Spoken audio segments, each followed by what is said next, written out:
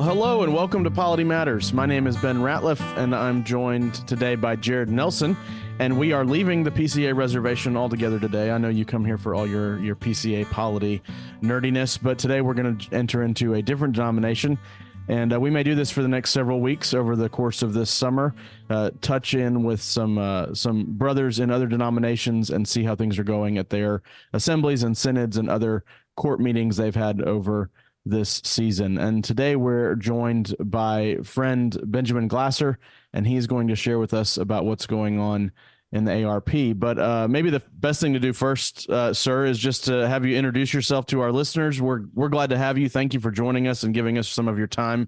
Where are you from? What are you doing? You know, all the details that folks would need to know. Well, I appreciate you having me on. It's good to talk about the ARP. That's my favorite activity. But my background, I was born and raised PCUS and then PCUSA. Came out of the PCUSA while I was in seminary up in Pittsburgh, and came into the ARP mainly because the ARP minister in Pittsburgh was the only one who answered my email. When I sent around information, he met me at Eaton Park, and the rest, as they say, is history. So I've been ARP about 15, 16 years now, and graduated from Pittsburgh Theological Seminary with time at the RP Seminary in Pittsburgh. First call was down in Mississippi at a small ARP church north of Hattiesburg, and been here at Bethany ARP in Clover, South Carolina for just around 7 years. The difference between the two churches I've served is pretty stark. One was an independent Presbyterian church that became ARP while I was there. And Bethany is one of the foundational churches at ARP. We've been around for 227 years, and the Lord's blessed us. Bethany was, for a long time, considered one of the golden pulpits in the ARP. Right now, I serve the denomination in a couple different ways. One, I'm chair of Interchurch Committee of the Synod, and I also serve as the Synod Bill Clerk, and we'll get into that here in a minute when we talk about some of the polity stuff. But I also serve as stated clerk of Catawba Presbytery, which has, as we'll talk about, is going to have some unique permutations over the next several months. But glad to be here. Glad to be a part of that, talking with y'all about the ARP. Yeah, well, thank you. As much as you're able, we in the PCA, we assume that everybody else knows about the PCA, even if you're not a part of the PCA. But so as much as you're able to, maybe help us out. What sets the Associate Reformed Church apart in American Presbyterianism? So, we've got different iterations, as it were, of Presbyterian polity. What makes y'all unique in and of yourselves as a denomination? Well, the main thing historically that separates us from the PCA and the OPC and the EPC and all the other split Ps around is that we've never been a part of the mainline denomination. We came over here separate from the Church of Scotland in the 1740s, and we've never been a part of Francis McAmee. We've never been, we often joke when we are doing licensure exams in ARP, we ask guys who Francis McAmee is and why he doesn't matter. Because, of course, with the 1729 Adopting Act, the Seceder Church didn't even exist yet. It wasn't until 1733 that Ebenezer Erskine and the fellas gathered together at Gueriney Bridge to form the Associate Presbytery. And so our history has really been outside of mainline American Presbyterianism, and that's allowed us to kind of miss a lot of the problems that the mainline church had. One of the things that about the ARP traditionally, and of course there's exceptions to this, but traditionally ARP has always been the second Presbyterian church in town. The ARP was the church of the guys who worked at the mill, whereas the first Presbyterian church was where the guys who owned the mill went. And so that's created kind of a different culture in the ARP. We like to joke that our tagline is "We're reformed but not mad about it." And also one of the things about the ARP is a lot of stuff doesn't get done on the floor. A lot of it gets done out back, and we come to an agreement on something, and then it gets done on the floor. So historically, there's a lot of little things that are different between the ARP and those branches of American Presbyterianism that have broken off the main line at different times. So is it discipline that gets solved out back? Is that what it is?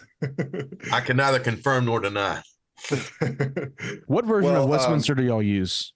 Yeah, the ARP uses what we term the 1799 version, which is our version of the ARP, of the Westminster Confession of Faith.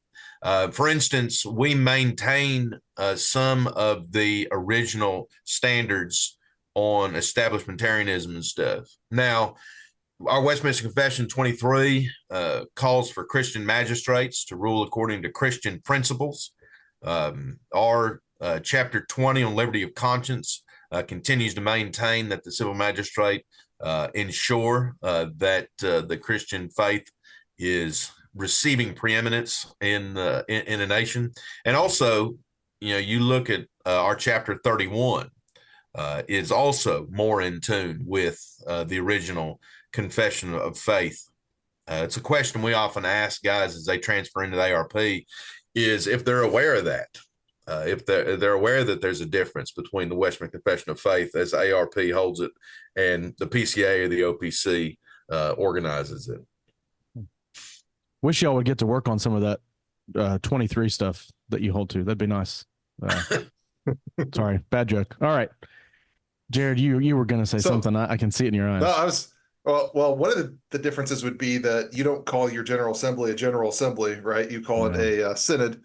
And I was just wondering, when you guys gathered, what were maybe some of your big things at synod, or maybe first you want to tell us why synod is different than General Assembly? Why do you call it the wrong thing? Well, a lot of that goes back again to the fact that when the first seceders were coming over here from Scotland and Northern Ireland, there was a controversy in the seceder church in the 1750s, 1760s, even back in the 1740s, over what was called the Burgess Oath in Scotland. And I won't bore you with all the inane details of that, but basically most of the associates who came to the colonies were of the anti-burgher side of that controversy. And the anti-burghers were far more interested in maintaining the Scottish covenants of 1638 and 1643.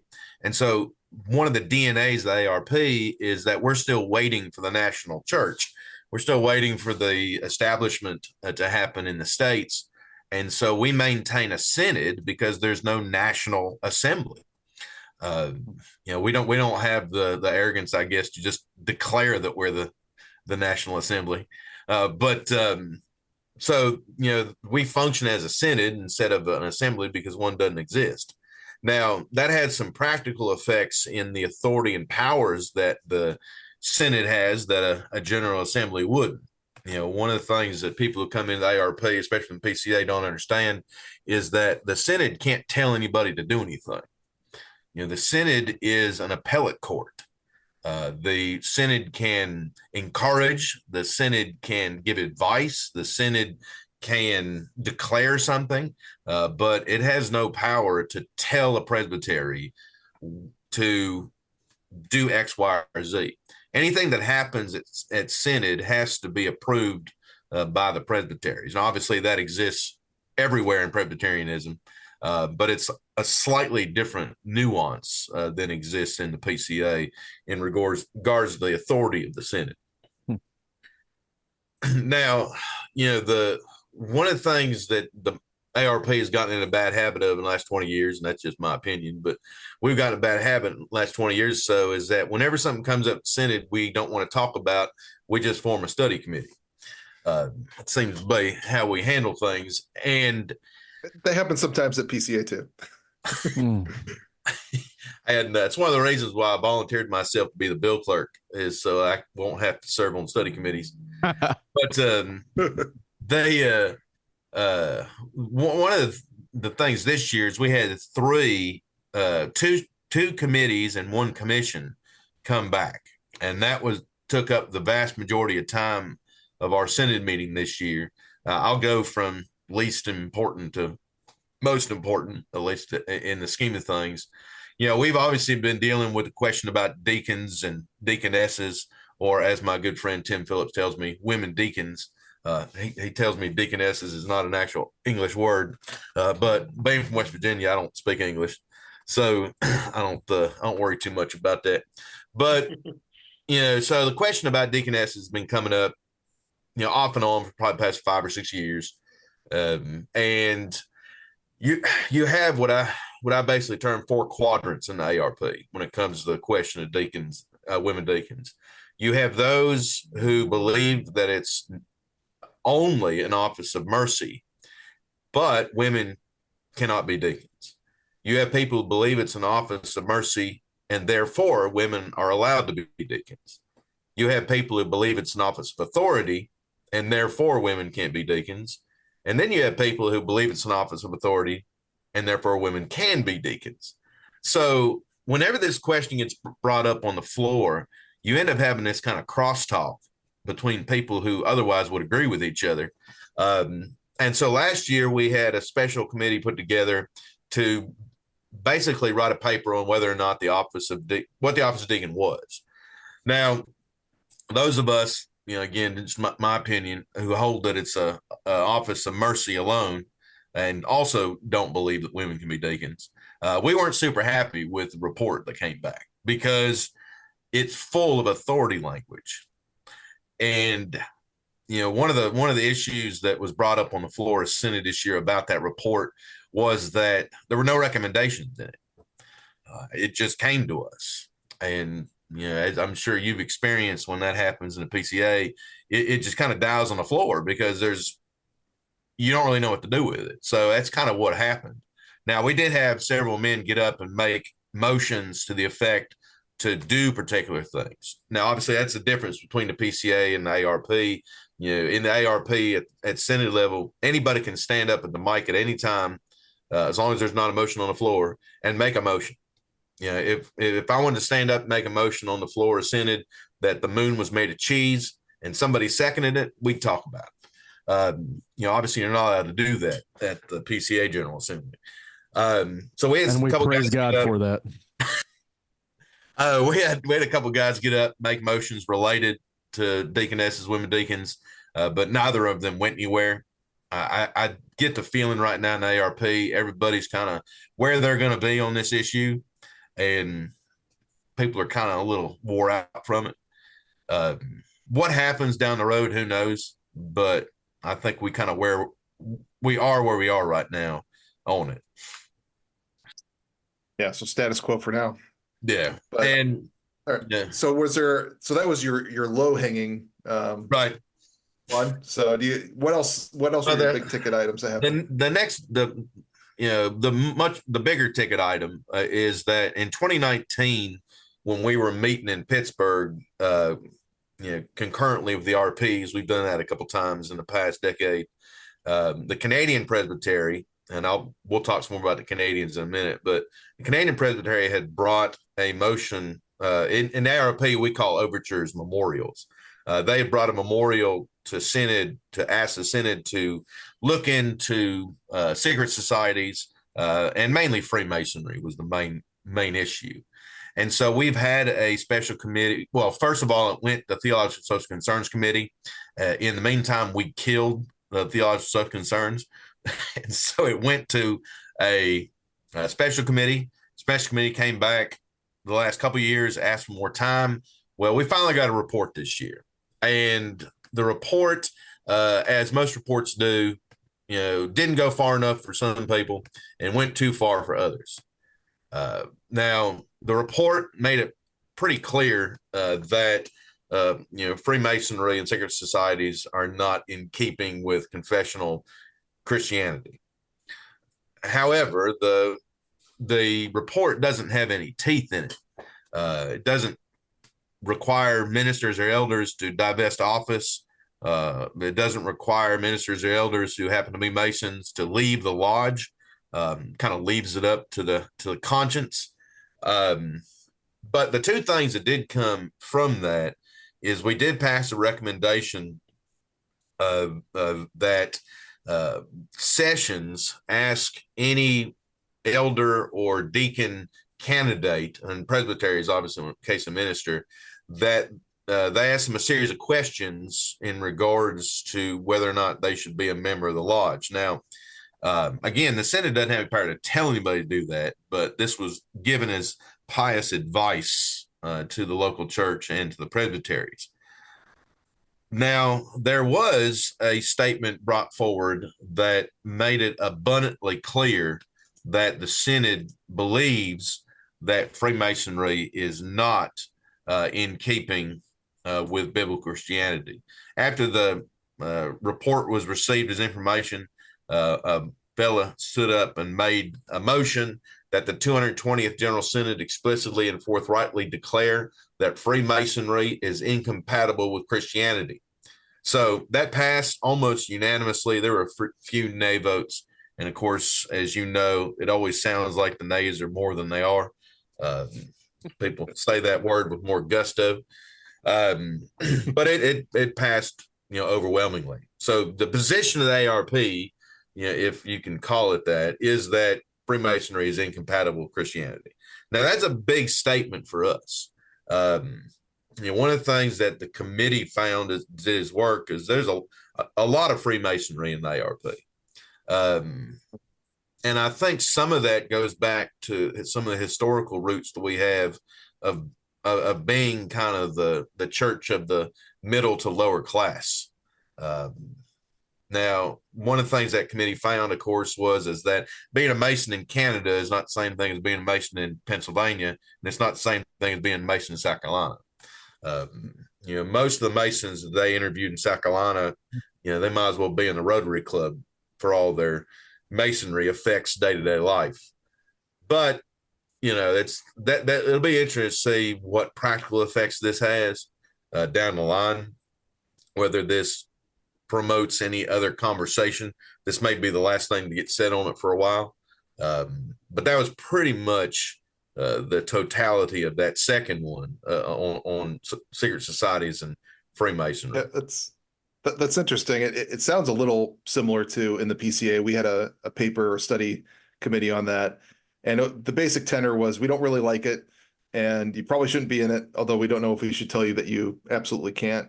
In talking with some other people, our session had a discussion about this and basically came to the conclusion of, having the vows for being an officer in the church would be incompatible with the vows for the Freemasons, but not knowing if we could really enforce that on the members.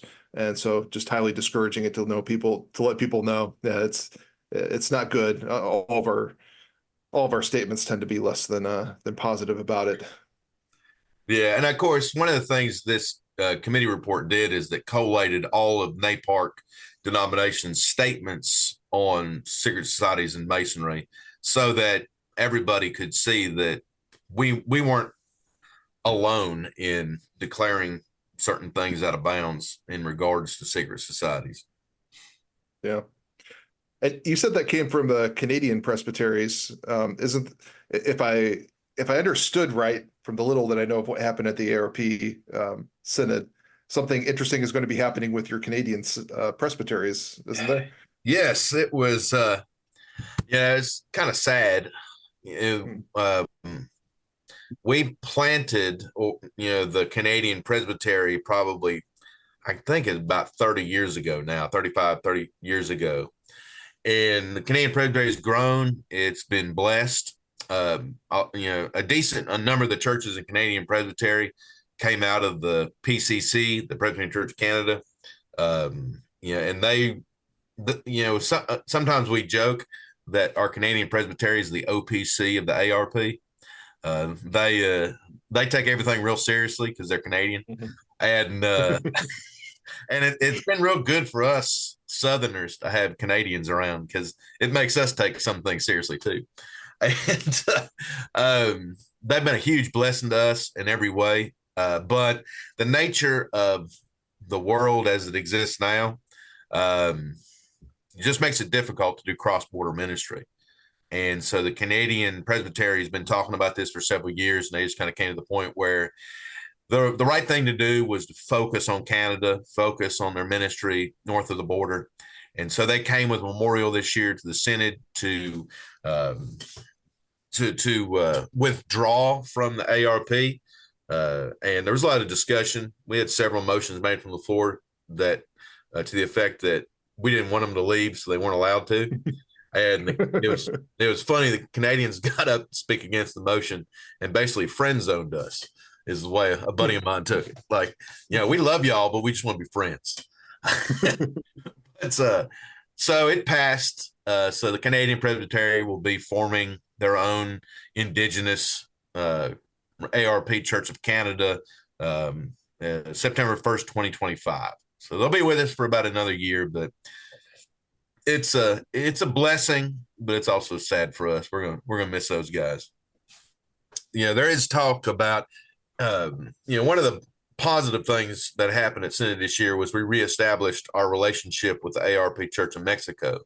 And, one of the things we've been talking with the Canadians about is, in the RPCNA, they have the global RP, I forget the term they use for that. But we're looking at setting up something similar with the Canadians, where they would still send representatives to our Synod meeting, and those Canadians would have voice. And they would still be a part of our deliberations. Because like I said, we don't want to lose that voice that they've had over the decades. It's really helped us in a lot of different ways. Yeah. So did I steal your thunder on the biggest ticket item, or was there not yet. Something else? No, that's something else. Let me go talk about the ARP Church of Mexico first before we get into that. The ARP planted the ARP Church of Mexico back in the late 19th century. And the ARP Church of Mexico has been a going concern for close to 75, 80 years now. They've had churches and presbyteries and a synod for all that time. And we've kind of had a strange relationship with them. We never really were sure how to relate to the ARP Church of Mexico. So we kind of treated them as a mission still until the last few years. And really what caused the lack of communication was the violence in Mexico. We had to pull all our missionaries out of Mexico. We had to pull our support staff out of Mexico just because of the violence down in the part of Mexico where the ARP is. And we got an email back in November from the Interchurch Relations Committee of the ARP Church of Mexico inviting us to come back to a meeting in February. So I was blessed to go down to Valles and be there as a part of that. And so they sent representatives to our Synod this year. And we've been able to kind of reestablish a lot of different relations. And as I said, we've brought them under the heading of fraternal fellows now. So we're peer-to-peer denominations. No longer have this strange quasi-missionary relationship, but we're honest to goodness brothers in a way I don't think we ever have been. And so that's allowing us to open up some avenues for ministry in Mexico. Erskine Seminary and the seminary of the ARP in Mexico are starting talks about doing some work together to train ministers, to send ministers to Erskine to receive training and send our people to Mexico to receive training. Because we had a huge missionary work in Mexico for, like I said, decades. And because of the violence, we had to pull all them out. Well, they all went to Spain. And so we have a very active mission in Spain now because of that. Well, we got a couple of guys who want to go back to Mexico because they like Mexico better than Spain, for lack of a better way of saying it. And so the opportunity now exists for that. So it was a super exciting opportunity. Representative from the ARP Church of Pakistan. We've had an ARP church in Pakistan for over 120, 130 years. In fact, there are more ARPs in Pakistan than there are in the United States. And so we are working to reestablish those relations as well. And I'll be going to Pakistan sometime in the next year to work with that. So that's some good stuff going on in the church front in ARP. It's exciting to see us broaden our wings a little bit. We often joke that the that the western frontier of the ARP is the Mississippi River. We're still not sure what happens further west than that, but so God's helping us to open our eyes a little bit to the gospel work in other places. So, looking at all of what happened at Synod, what would you say were some encouraging things that you took from that? What are some challenges you guys are going to have going forward? Well, I mean, obviously the interchurch stuff was very encouraging, and even though we're kind of sad about Canadians leaving, I think it's a real, a good thing for both of us. It's going to make the ARP down here put our big boy pants on a little bit more, and a bit more confident in our ability to follow the rules and all that kind of stuff. And one of the things, the Canadian Reformed churches, the CAN-RC, we've developed a real close relationship with them, and their representative always likes to say that what makes ARP different is that, when we come to Bon Clarkin, it's more like coming to a picnic than it is to a denominational meeting. We just have a good time together, backslap, and we're blessed to meet in the same place every year. That's such it's hard to describe how much of a blessing that it is. Where we don't have to traipse around the country. It's a lot cheaper to go to our synod. I think I spent $200 to go to our synod this year. So, and I know how much it costs to go to the PCA General Assembly. Barely would probably cover maybe the next study report is to ask the ARP how they do it. Well, we have a meeting. We don't have a conference. That probably has a lot to do with it. But, but do you have the swag that we have at our conference? Do you get free stuff that you come back with? Oh yeah, I got more Erskine stuff than I would do with. Obviously, there were some extremely difficult things that happened in our synod this year. We took a step that has never happened before in the ARP. In 220, general synods, we've never dissolved a presbytery before. And one of my brothers in ARP did some looking into it. It's something that almost has never happened anywhere. Just the outright dissolving of a presbytery. Now, I don't want to get a whole lot of the details behind that because there are sensitive issues in it. But we had a committee to investigate the handling of a discipline case in Second Presbytery of the ARP. Now, Second Presbytery is basically upstate South Carolina and the state of Georgia. And, that commission came back with a report, and the first recommendation of the report was that Second Presbytery be dissolved. There was a motion right after business started on Tuesday evening to take that up first order of business on Wednesday morning. The last several years, we've been done by Wednesday at lunch, if not Wednesday afternoon. And we started talking about recommendation 1 right around 8:30 or so Wednesday morning. We didn't complete recommendation 1 until about 5 o'clock on Wednesday afternoon. We've never talked about something to this length and depth the whole time I've been in ARP. It would, and I think that's a virtue to how serious the matter was, but also how serious we took the matter. It was not something we were going to mess around with. It was not something to be joking around about. And, there was a lot of very passionate conversations happening on the floor, which is not very common in the ARP. We don't usually talk a lot on the floor.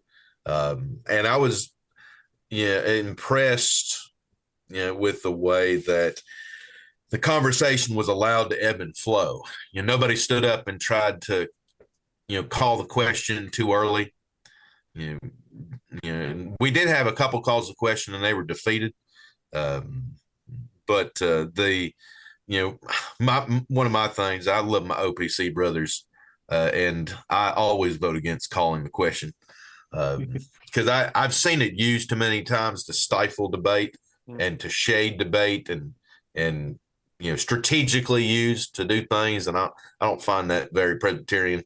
But I mean, the conversation certainly got heated at times. There was a couple times where the moderator had to tell people to be nice and watch themselves, and and by the time we got to the end of the vote, the tenor on the floor was very quiet.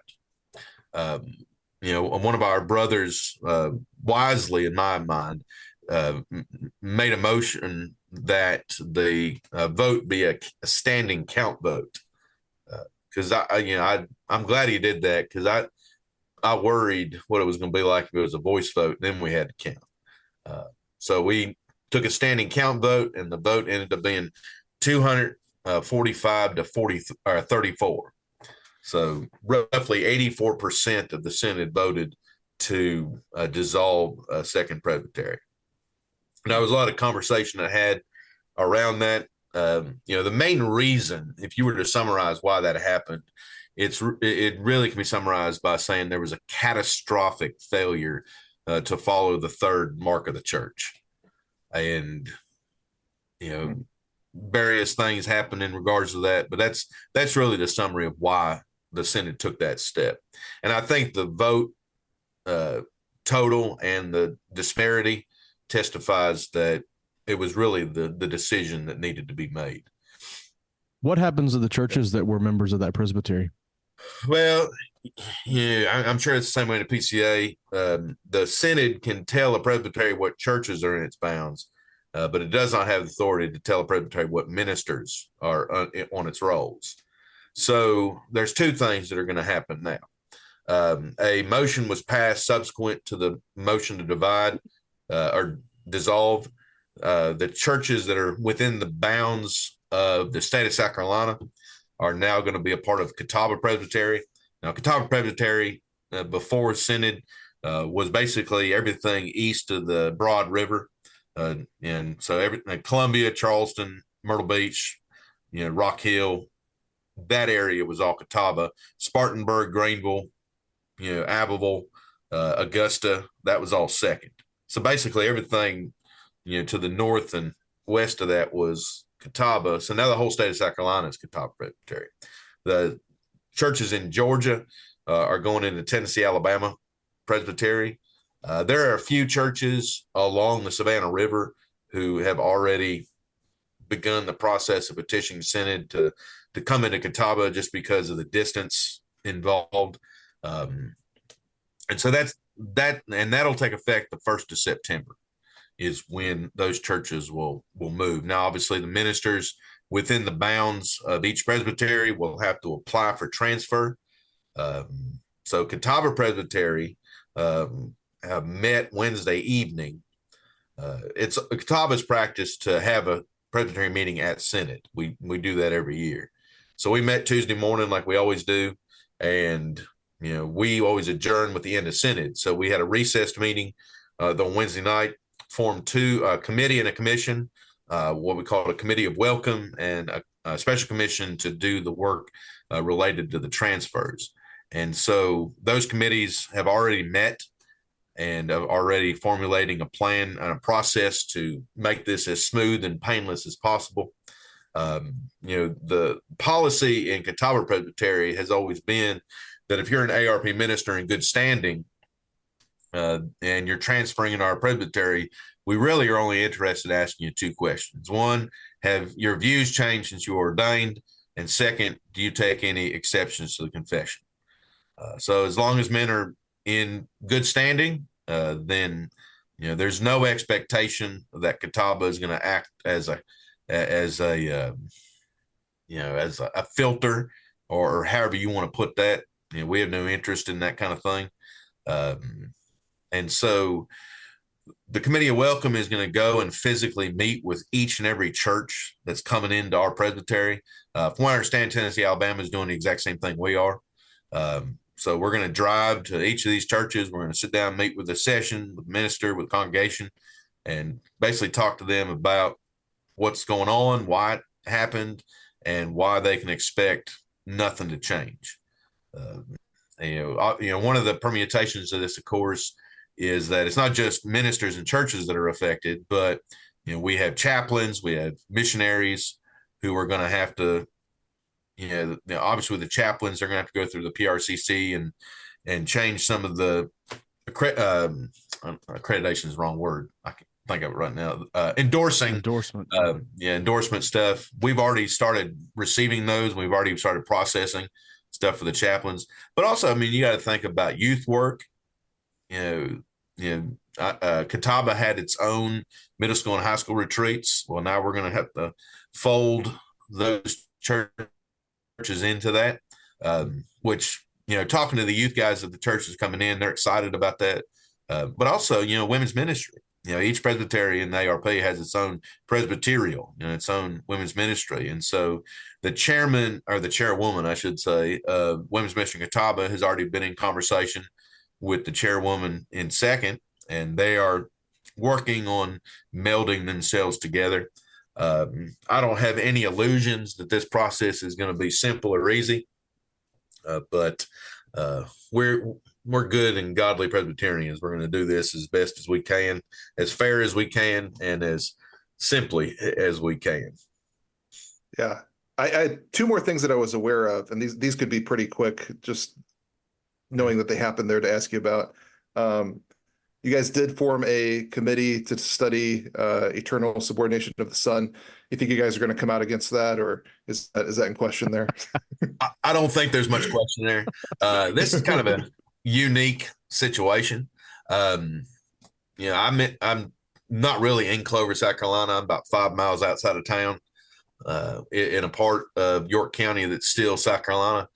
Clover's, being subsumed at the moment by the blob that is Charlotte.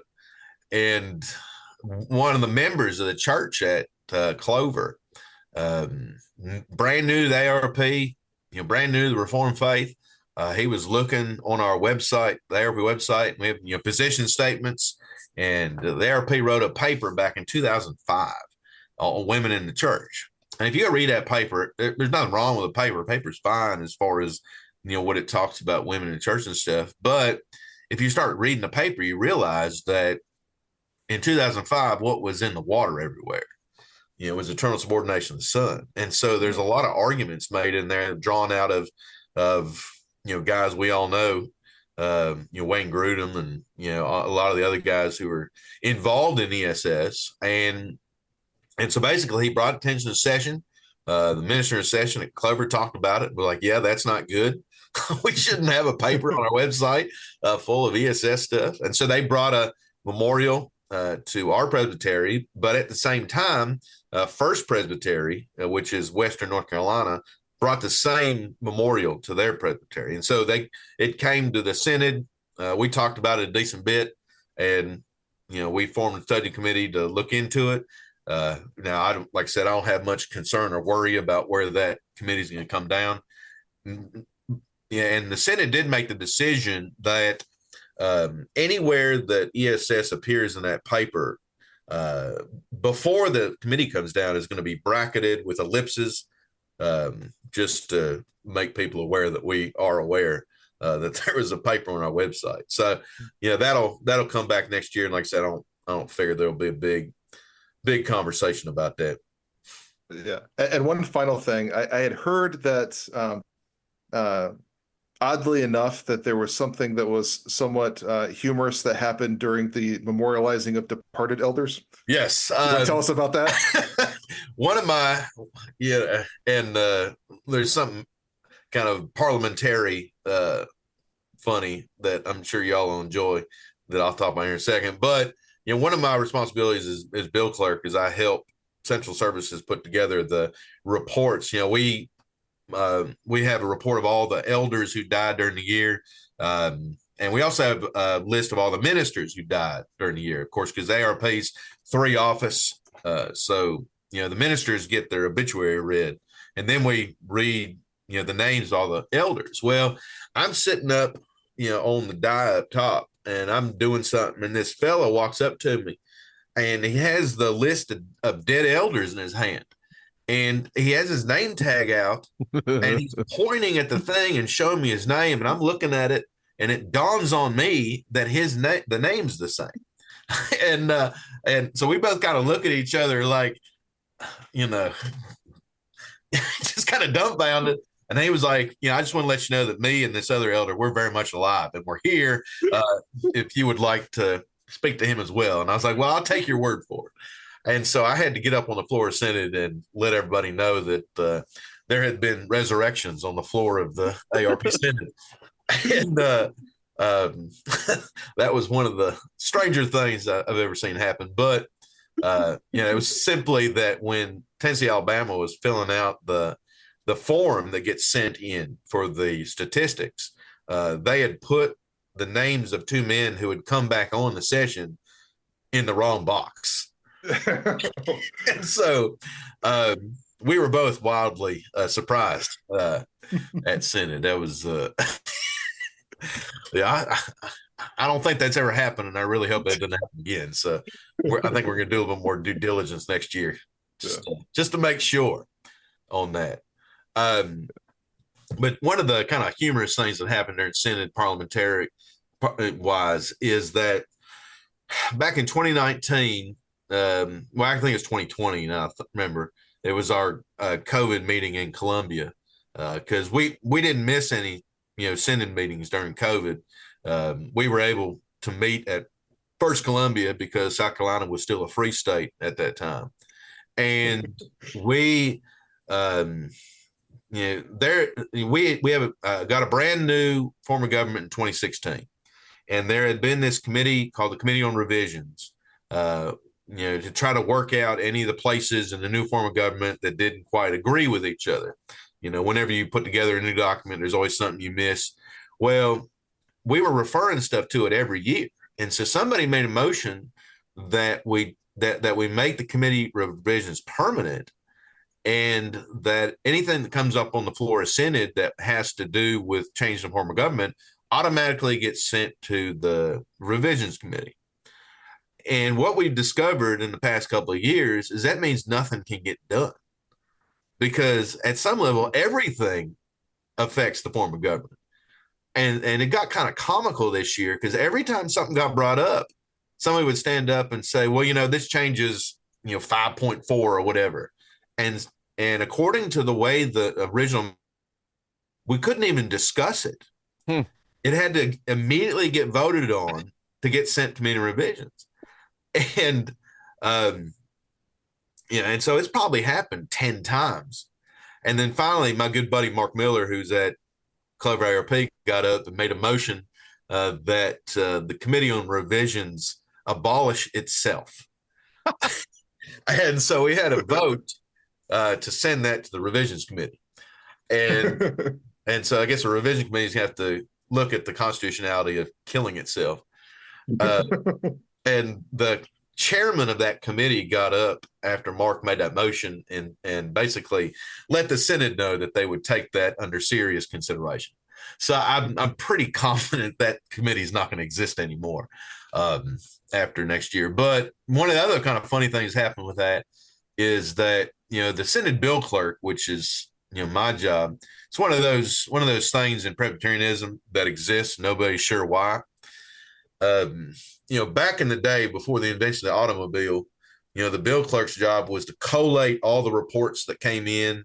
It was a bill clerk's job to put them in order and get them ready so that the moderator and the stated clerk and the synod would know what the business was. Well, ever since we've had a secretary at Central Services, that's not really been a thing. So the bill clerk for years now has really been acting like a recording clerk.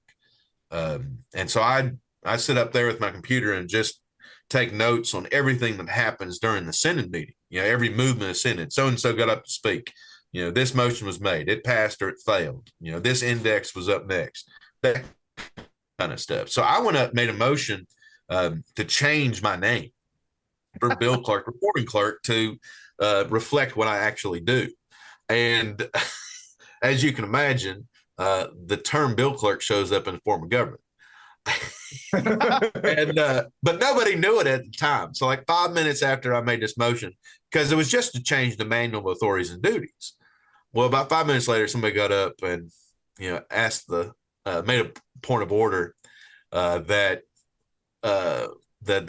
bill clerk shows up, and so we have to send it to the revisions committee, and so the moderator kind of made fun of me and said, "Well, Ben, I guess you have to be bill clerk for another year." And, but it's Well, yeah. I think Ben has a few questions about that we'll end with in terms of what we PCA guys should hear or know. Yeah, like, you've got a chance to speak to, dozens of PCA elders who listen to this podcast. Any parting words, any words of advice for us in the PCA as I don't know, in your experience in the ARP, or if you're paying attention to anything going on in our denomination, what might you say? Well, first of all, y'all need to not schedule your assemblies during our week. We own the second week of June, so. Well, don't worry. Next year, I think it's the third or fourth week of June. So I got you. So just remember that, because I usually spend the week after Synod watching y'all's assembly, and I got too much to do right now to go back and rewatch y'all's assembly. So let's try to work on that. But y'all are in Chattanooga next year, right? That's right. They, I guess the other things to kind of think about, one of the things about the ARP Synod that, PCA guys coming into the ARP don't always understand is that, because we're a Synod, we're just an appellate court. The appellate court status of the Synod changes kind of what the Synod can do. And the Synod does not have near the power that an assembly does. And so I'd encourage PCA guys coming to ARP to talk to one of our parliamentarians so that they understand that a little bit. So every year we'll have a new PCA guy get up on the floor of Synod and go on a rant about something, and the parliamentarian to stand up and say, "Well, this is the ARP, not the PCA," and which always gets a good laugh. So if you want to prevent public humiliation, that'd be something to think about. I don't know other things other than it's being ARP is the best because we don't take ourselves too terribly seriously. I like that.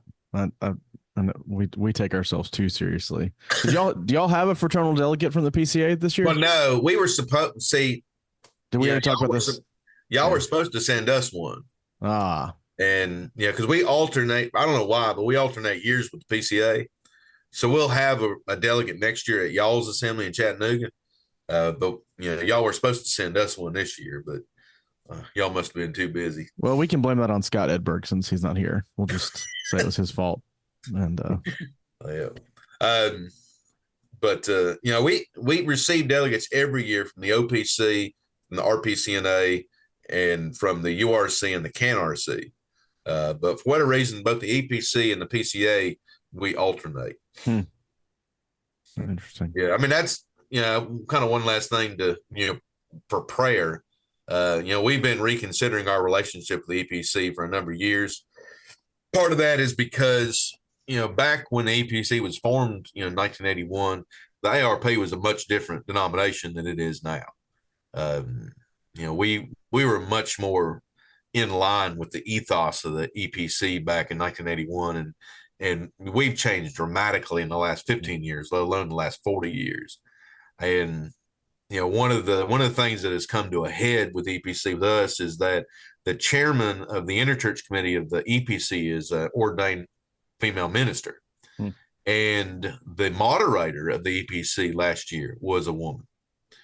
And without sounding too much like a Cro-Magnon woman hater, I sent an email to the interchurch committee PC and said, look, in good conscience, I can't interact with somebody that I don't believe should be ordained. It sounds, it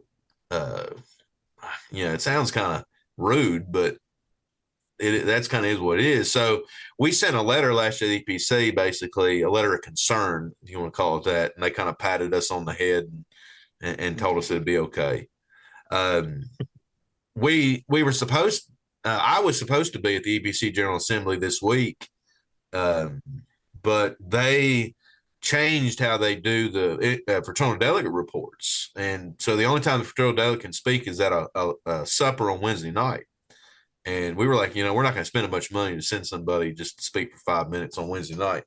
So we have a gentleman who's nearby in Memphis who's going to speak, and his speech is a little bit more teethy than. So we'll see what happens with that. But well, Jared, I'm good. Are you good? Yeah, it was interesting to get some updates on, I guess, resurrections and executions at the ARP. Yeah, I have hopes for that committee. I mean, if you can stand to kill 2 ruling elders unintentionally, surely a committee can abolish itself on purpose. That's right. Yeah. So we went in one Senate. It went from 10 presbyteries to 8. So we'll try not to do that anymore. Man. Well, as Francie McAmey would say, this podcast is over. Thanks for joining us. If you're interested in learning more about anything that we've mentioned, do check out the show notes in your podcast player or at politymatters.org. Our thanks to Reverend Glaser for joining us. We're very happy to have you, sir. If any of you listeners enjoyed the show, consider following us on Twitter and Facebook at Polity Matters. Be sure to subscribe in your podcast app of choice. If you've got questions or comments, you can contact us at politymattersfeedback@gmail.com. If the ARP sounds like so much fun that you want to join, I'm sure that we can pass Ben's email along to you. You can find us on Twitter to contact us as well. The show notes have proper links to all our social media endeavors. That's all for us today, guys. Thanks again for spending time with us. Until next time, gentlemen, say goodbye. Goodbye. Take care, and remember, if you want to be ARP, you have to like Duke's mayonnaise. Y'all take care.